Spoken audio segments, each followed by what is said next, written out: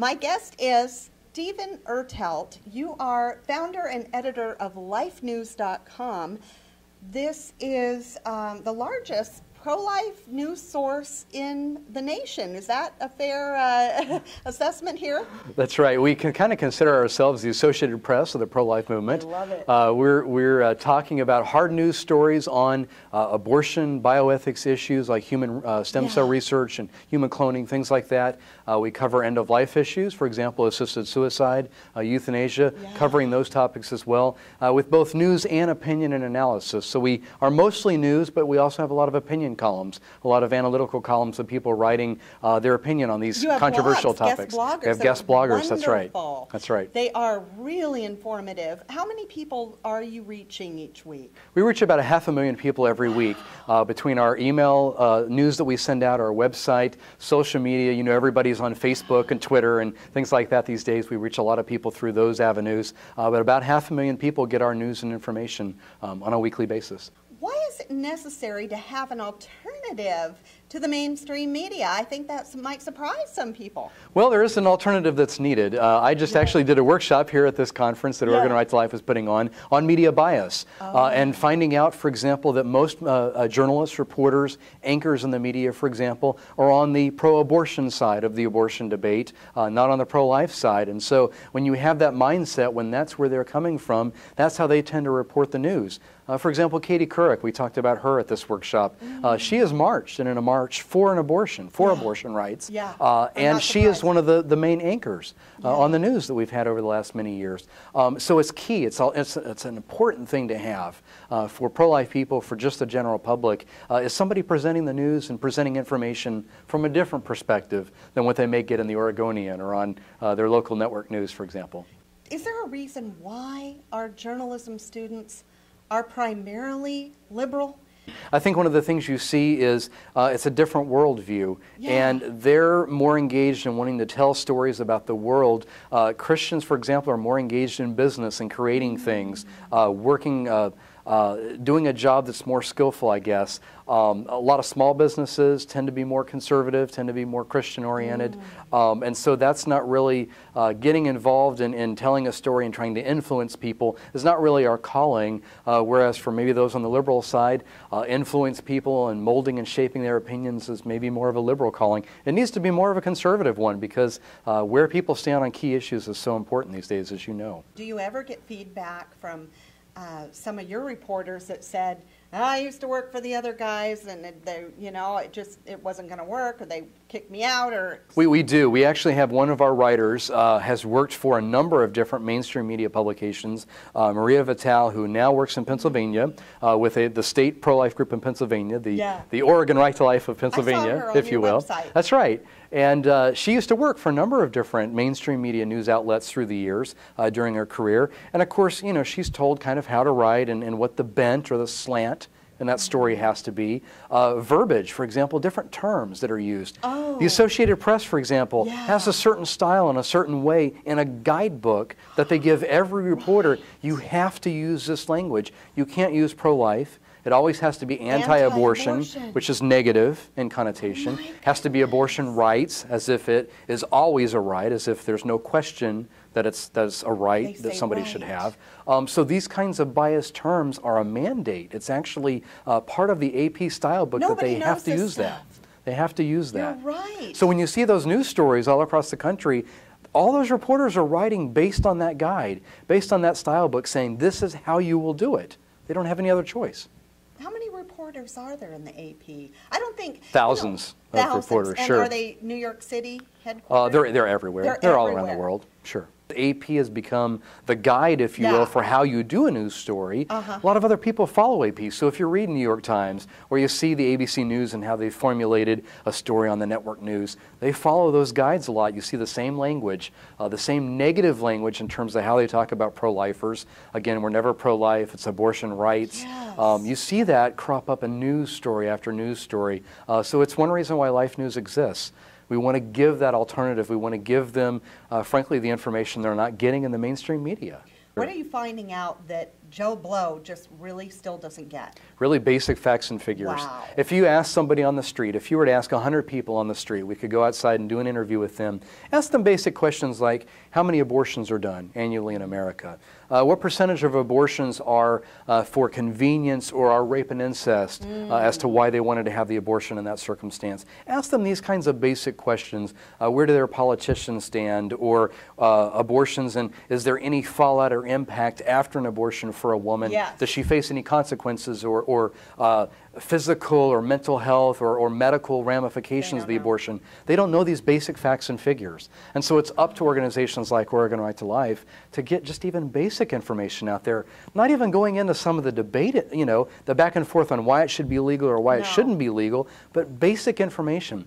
1.2 million abortions a year. A lot of people couldn't quote that number. They can't come up with just the basic fact and figure. There's a lot of education that needs to be done. In late 2011, we were at 54.5. Right now, and we're actually planning an update here in the next couple of weeks probably, we're probably past 55 million abortions now since Roe versus Wade in 1973. And that's just but the ask US. most people, that's just the U.S., but ask most people, how many abortions have taken place since Roe? Or even ask them about Roe. What made abortion legal, for example? How'd it happen? They couldn't tell you that, a lot of people. A lot of people wouldn't know the woman in the case that legalized abortion in America who didn't even want an abortion. No, Most people wouldn't know that. They don't know that her name is Norma McCorvey and now she's a pro-life activist working to stop abortions. Most people wouldn't have any idea of that. If you went to the local airport and said, hey, 100 people, let me ask you that question, they wouldn't have any idea. 2 women, just recently, this year, not years ago or decades ago, this year, just in the first few months of 2012, 2 women have been taken by ambulance to local medical centers after botched abortions at one abortion clinic out of the hundreds around the country, happens everywhere, but at one clinic in Alabama that's now shut down because the state health department, after this happened, went back and looked at this clinic and found out they were violating abortion regulation laws, not doing things correctly. Their health conditions were unsanitary. They weren't fit to run a surgical clinic for anybody, yet alone for women having an abortion, and so they've closed it down. It can no longer operate there in Alabama. But that's not just a unique story. That's not a one-time occurrence. It's not? It's happening all across the country. Oh my gosh. Did the local press get in on that The one? local press covered it, but again, you're not seeing anything elsewhere. If you live in Alabama, you might have heard if you saw that news story, We didn't hear it but in nobody Oregon. else would know. No. Nobody else would know. Didn't make national news. Of course not. Of course not. But this is happening all over the country. Botched abortions, there was one in Virginia just this past week that was reported on there. Abortion centers are closing all around the country. We've actually had more than 3 dozen close in the last 3 months because of these kinds of problems, because they're not following the law, they're operating in a terrible manner. You would never go to your local doctor's office and see the things that are happening in abortion clinics. It's unsanitary, they're not cleaning the equipment, they're not following protocols. In some of these abortion clinics that are getting closed, people who are unlicensed, they're not even trained to do abortions or doing abortions. People who aren't trained to do anesthesia are giving out anesthesia. People who are not trained to dispense prescription medication are giving out prescription drugs when they shouldn't be. These kinds of things are going on, and we're finding out, and we're finally, unfortunately, after people are dying, women are dying, are finally getting closed. Pro-life groups have gone to 911, used laws that allow you to get public information from these agencies, open records laws, and gotten the 911 tapes you can hear on the call. Them calling and saying, we have a patient, there's been a botched abortion, she needs urgent medical care. You can hear these calls, you can see on YouTube the video that contains the audio recording that they've obtained showing these calls. You go to your local vet clinic, and they're probably meeting and obeying more standards than your local abortion clinic is. And the problem we're seeing is every time states around the country, not just in Oregon, in all 50 states, as lawmakers want to put more regulations in place to say, okay, if abortion is going to be legal, at least let's make it a sanitary, safe place women can go. Right? The health of women. That's what they want. Everybody wants to protect the health of women. So when state legislatures say, okay, let's legitimately protect the health of women, guess who opposes those laws? Planned Parenthood and NARAL and the very abortion clinics that are doing these abortions and hurting women oppose laws to keep them accountable. I'm so surprised. Yes. You know, it's so funny. It was like one of my good friends, Janet Folger, said, I don't know if you know Janet. She's right. a firecracker. And she said, it surprises you that people that kill children would lie? Yeah. You know, and yeah, it doesn't. It can't surprise It doesn't. us And that's how they're really being facetious in all this. They're saying, oh, on one hand, we support women. It's about women's rights. It's about their health, reproductive justice, and all these terms they throw out. But when you say, let's hold you accountable to that. Let's put laws in place that take what you're saying and put it on the books and make you accountable for that. Oh, no, no, no, no, no. We don't want to do any of that. You just don't want women to have abortions. You want them to go to the back alleys or whatever. Well, if you're concerned about women's health, why can't we hold abortion centers accountable for protecting women's health? And they don't want to do that. No, they don't. They don't want to do that. It's all about the money. It's all about their agenda. It is. It's come to light in the last few years. There was an abortion doctor in the state of Massachusetts, in Cape Cod, I believe, who ran a clinic. He killed a woman. She was an immigrant here to the United States. She was actually adopted at a young age by her parents, came to the United States from Honduras, if I recall, and she was killed in a legal abortion. And again, it's a matter of, are we going to have laws that hold them accountable or not? This doctor, fortunately, is going to go to jail. His practice is done. There are other doctors doing the same things, using the same shoddy techniques and shoddy equipment that he was using, not providing informed consent, which he was not, providing all the information beforehand. You go to the local hospital, your local medical clinic. You fill out paper after paper with all sorts of information. Some women, they never even meet the abortion practitioner before they're on the table receiving anesthesia for a surgical procedure called an abortion. They've never met them, except maybe for 2 minutes to say, hi, my name is Dr. So-and-so, I'm doing your abortion. And then all of a sudden they're getting an abortion done. You know, we've had ex-abortionists and clinic workers testify. I believe Carol Everett was one of them that said, we don't clean the instruments between people. Are you kidding? We every 15 minutes we have to change. That cuts into our profit. We have a clientele that won't complain. It's true. It's true. And what's interesting is sometimes when these centers, these abortion centers have been shut down, you'll see organizations come in and maybe buy the building, or a local business has purchased the building because they're going to renovate it and, you know, they're going to open up whatever shop they're going to open up. It's been interesting to see some of these former abortion clinics that have now become a pro-life center or another business. What have they found in these abortion clinics after they've been closed down and they've been sold to somebody else? They found dirty equipment, dirty floors, dirty ceilings and walls, things that just looked bloodstained. Everywhere. Things that were just really a complete health hazard never find any that should have been condemned. Yeah, again, you would go to a legitimate doctor, like an optometrist, another doctor of some other practice. You're just not going to see that elsewhere. But abortion clinics are allowed to just flaunt the law. And for example, in Pennsylvania, they had cases there of women dying from botched abortions. The clinics in Pennsylvania hadn't been inspected in 10 to 15 years. 10 to 15 years of never being looked at. Your local McDonald's, your local KFC is going to get a health inspector coming in for hamburgers and your ice machine. But where you get a surgical abortion procedure, 15 years. Not one inspection, never even looked at the place. How did they get away with this? Politicians who are beholden to the abortion industry, and they're not interested in doing that.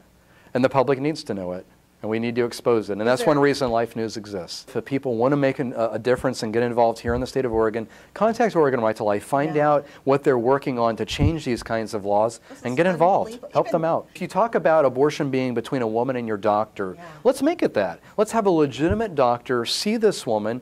They talk about the doctor-patient relationship. There is no doctor-patient relationship. It's a joke. Actually, have a woman see a real doctor. Get informed consent. Get information. We want abortion to be illegal someday, but if it's going to be legal, have that happen. And be true to your word if you want it to be between a woman and her doctor. One thing we're seeing in other states, and I think you'll find this interesting, are these webcam abortions. This is where technology is. Technology has gotten us to this point, which webcams are great, and internet is great. It has great purpose. But we're seeing abortion doctors now who, in states where they don't have a lot of abortion clinics, are trying to talk to women over the internet. I can't believe it. And so they're getting the abortion drug without ever meeting a physician in person, in a waiting room, in a legitimate setting. They're on a TV camera. The abortion doctor could be in another state. Not just the same town or across the state, but he may be in another state. It's legal, They're doing it now. Planned Parenthood is pushing this. They've started in Iowa. They're trying to move it to other states. It's called webcam abortions. The woman gets the drug from a nurse practitioner who opens a drawer and she gets it there. She's never handed the drug by a physician. She doesn't have an in-person visit or consultation with the doctor, which the FDA suggests happens. The FDA, when they approved the abortion drug, said, well, a woman ought to be seen by a physician. And why should she be seen by a physician? Well, because they want to make sure that she's not currently pregnant with an ectopic pregnancy. Oh, my goodness. Because if that happens and you take the abortion drug, women have died from that. Women have been hospitalized and needed complete blood transfusions and emergency surgery because of that. So they're denying women that in-person visit with a real physician. They have to only talk to that person over the video, and then they never get that follow-up. They go home, they take the abortion drug, and they've never seen a doctor one-on-one in a waiting room the way you and I would at any legitimate doctor. And that's what's happening in our country. Don't know it. It's a billion-dollar business. I think we need 2 years to ago, talk Planned about Parenthood made for the first time $1 billion. They crossed that billion-dollar Yet threshold. they claim they're a non-profit. What is the definition of profit? I don't know. In my book, it's kind of money left over. Yeah. I don't know. Are we just turning a blind eye to this huge amount of money? And the American taxpayers are paying for them, right? Millions and millions and millions of I don't dollars think are going to people Planned know. Parenthood from not just the federal government, state governments all across the country. For example, here in Oregon, there's going to be an initiative on the November ballot to stop taxpayer-funded abortions. Your tax dollars as an Oregon citizen, even if you're pro-choice and you think abortion should be legal, your money is being Write your own paid for check. other people's abortions. Ooh. Again, if you want abortion to be between a woman and her doctor and off, to Let the them side pay where you're for not it. seeing, let them pay for it. Yeah. But you and I, in our tax dollars, Oregon residents are paying for abortions today, millions of dollars, $1.5 million a year is my understanding, what they're paying for abortions in Oregon. Your tax dollars here in this state. I think that should get people's attention. I hope it does. Think of where that money could go. Yes. We need to pay teachers more. We need more police on the street. Oh, We need streets thank you. improved. Yeah, We yeah. have college tuitions that are spiking and people That's can't a whole afford nother to send their show, kids to go, isn't it? Yeah, seriously. I got that one. Boy, wow, where could you send $1.5 million? Give it back to the taxpayer in a rebate? Boy, you could do a lot of things with that. We're not giving You that could give choice. money to the poor, people who are going without food and shelter. That buy a lot You of could food. buy a lot of food. That would feed a lot of people who are living under an overpass in downtown Portland who don't know where their next meal is coming from.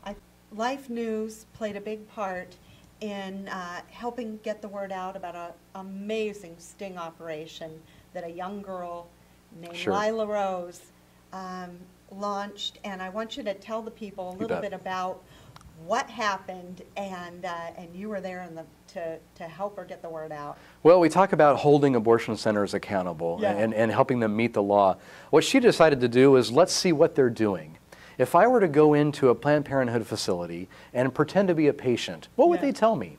What would they advise me to do if I were pregnant? What information would they give me about abortion's risks and alternatives Oh, and, yeah, and maybe adoption. potential fallout? Exactly. That Would they? mammogram. Yeah, the mammogram that they're The supposedly doing. mammogram, Well, yeah. would they give me this information? So she went in, and then eventually people that she trained to go in and pose did these sting operations, kind of like you'd see on MSNBC. Didn't Tom count Hansen. Hansen's on there, and he's got these guys that are engaging in the online chats with the underage girls. And they come out for yeah. sex, and it's this sting operation. Yeah. Kind of the same idea of, hey, let's get these Media people on said they camera. love sting Absolutely, operations, absolutely. right? Yeah. So she had the same Thrilled. idea. Let's do what Chris Hansen does, but Yeah. let's look at abortion instead Yeah. of looking at sexual predators. She goes to the clinic, she asks questions, she poses. Come to find out, they don't share proper information. They don't tell women about the baby that's developing inside of them. They give misinformation and incorrect information to women. They also posed, and this was interesting, as women who had been raped and who were victims of sexual trafficking. Because she said she was a very young age, 13, Exactly. She 14, pretended to be underage. with a 30-year-old boyfriend. That's right. which What is would Planned statutory Parenthood do? rape. Which Right. is statutory rape. You're exactly right. What would Planned Parenthood do in those situations? And she posed in those, and they didn't report. They were more than happy to arrange an abortion, more than happy to schedule that for her at any time she wanted, instead of saying, you've been raped, you're a victim of sexual abuse, We have to you're a do victim of that. sexual trafficking, we immediately need to make that known to the authorities. Instead of contacting them, they didn't do that. They just scheduled an abortion. They were ready to arrange that for her rather than contact the authorities. That's what's going on. And she did how many different Many states, locations? dozens. Dozens, states. And the major That's media, right. no mainstream media picked Not up a lot. No, not a lot. Maybe on Fox News, you maybe saw something a little bit there, but you know, you're not going to see that on ABC News and NBC News at night. You didn't see a lot of that. And she's exposing that, and that's going on, covering up statutory rape, covering up sexual trafficking at Planned Parenthood clinics nationwide. She called and went into many Planned Parenthood centers, and her associates did as well, other people that did this undercover operation, centers in dozens of states. And they found the same thing. They were all way too willing to cover up these crimes. They wanted to get that abortion scheduled. It was pushing that woman, that young girl, into the abortion rather than providing her real help. Is Obama tied to the abortion industry? His best friend is Planned Parenthood. It really is. President Obama did a special new video that just came out a few weeks ago for Planned Parenthood, talking directly into the camera to their supporters and donors and activists, saying, thank you very much for what you're doing. I'm going to continue fighting for you. I'm going to resist every effort to cut off your funding. Even though you're America's biggest abortion business, I've got your back. I'm your friend in the White House. I'm here to help you. He is Planned Parenthood's #1 friend. Their biggest ally in Washington, D.C. is President Barack Obama. There's absolutely no doubt about it. He has had Cecile Richards to the White House on many occasions, who is the president of Planned Parenthood, Cecile Richards, the national president, that's right. When Obamacare was being put together, one of the things that he did initially was invite Planned Parenthood and not invite any pro-life organizations to a planning meeting on what was going to be in Obamacare. What were we going to have in our nation's health care plan? She was invited to a meeting that no pro-life group could be a part of. And she's not in the cabinet? And she's not in the cabinet, officially. Not an elected official. This is scary she was stuff. invited to be a part of this and to say, you know what, we think abortion funding ought to be something that should be in Obamacare. Well, lo and behold, what was in Obamacare? An abortion surcharge that you and I have to pay when we're signed up someday to that exchange, those healthcare companies in the exchange. We're going to have to pay that abortion surcharge. A minimum of $1 a month is going to be added to premiums to pay for elective abortions for women. Because of those meetings and those things that happened between Obama and Planned Parenthood. He's continued to invite her over there. Public White House visitor logs have shown that just in the first year, 2009, the first year after he was elected, 4 times, Cecile Richards, the president of Planned Parenthood, visited the White House to talk with either Obama or top staff members of the administration. 4 times in the first year alone. Can you imagine if a pro-life president had done the equivalent, where Sure. the media outcry Oh, would he's be? biased. He won't talk to Planned Parenthood. You know, my he'd be gosh. just raked over the coals in the media. But they're silent. Exactly. Because they're really applauding. Exactly. The situation. Same thing with other leaders. NARAL's president, National Abortion Rights Group, their president's been in the White House many times. The NARAL president, get this, well, we were celebrating Christmas, and they had a White House Christmas party, and so we're celebrating the expected coming of a baby, baby Jesus. Yes. The organization NARAL that advocates for killing babies is partying in the White House with President Obama at a White House Christmas party. That's what happened a couple years ago. And we've got that documented at Life News. People can look at that and read about that. Those are President Obama's friends, the top leaders in the abortion industry. You have a real choice this election. If you want to keep somebody in there who wants abortion legal, paid for with your taxpayer dollars, 9 months of pregnancy, abortion legal for any reason at all, promoting it internationally, that's who we have right now. And you have a choice. Do you want to continue that or do you not want to continue? I really think pro-life people need to step up to the plate, but not just pro-lifers. Anybody watching this show who has a heart for those who are disabled needs to step up to the plate. They're targeting disabled children with abortions. They really are. 90% of children who are diagnosed with Down syndrome in the womb during pregnancy become victims of abortion. 90% never make it to birth. They never make it. Cystic fibrosis, other medical conditions that people consider maladies, they're targeting them as well. Those numbers are equally high. 70, 80, 90% of children with other conditions become victims of abortions before birth. That's actually one of the biggest fights we're facing right now is how do we handle the disabled? Do we treat them with compassion or do we kill them with abortions? I see hope because we're making a difference. For those who are pro-life, they can be heartened by the fact that the number of abortions are declining, the abortion rates are declining. It used to be, years ago, we talk about 1 in every 3 pregnancies ended in an abortion. Then it went to 1 in every 4. Now we're down to 1 in every 5. I didn't know that. Pregnancies ended in an abortion. Okay, So I'll take it. Exactly, which is great news. For anybody of, Yeah. of any persuasion, that should be good news, that we're protecting life, we're giving women other options. Pregnancy centers that are providing women legitimate help in a pregnancy situation where they don't know what they want to do. There are now thousands of centers providing that there didn't used to be. But this election has the potential to undo a lot of the gains we've had. Go back to 1973, the Roe versus Wade case where abortion became not a law, but essentially the law of the land. All 50 states. You had a 7-2 Supreme Court decision. 7 justices wanted abortion legal anytime, anywhere, any reason, 9 months of pregnancy, no holds barred. 2 justices said no. Well, fast forward to today. Where are we at today? We've gone from 7-2 to 5-4. There are 5 pro-abortion judges and 4 judges who are against abortion who want to see Roe overturned. Well, we've got several right now, members of the Supreme Court that are getting on in years, they're having health issues, and so the next couple of terms for a president has a real difference in terms of shaping the Supreme Court. We've had 39 years of abortion. I truly believe that whoever wins this election could shape the next 40 years, and here's why. I think we're voting not just for a 4-year election cycle, I think we're voting for the next 8 years, because right now we're in a downturned economy. Yeah. And so typically what happens in elections is the economy really rules. Most people, when they go into the voting booth, they're voting based on their pocketbook, let's be honest. Yeah. How's the economy doing? If the person in office is benefiting from a great economy, they're going to get a lot of votes. If the economy is bad, the person who's in office, Republican or Democrat, is going to have a hard time getting reelected. We're in a downturn economy. So if the economy, whoever's elected this time around, comes back around, and in the next 4 years, we finally shake this. We finally get out of these doldrums that we're in. Whoever's in office gets credit for that.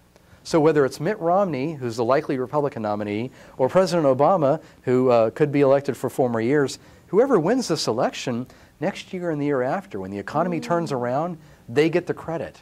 And so what happens in 2016? Oh boy.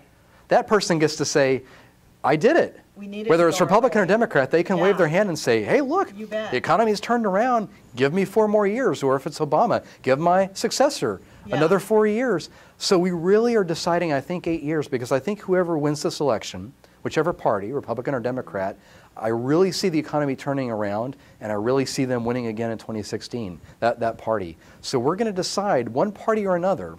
I think we'll have 8 years to determine who sits on the Supreme Court and who makes abortion laws and rules in our country.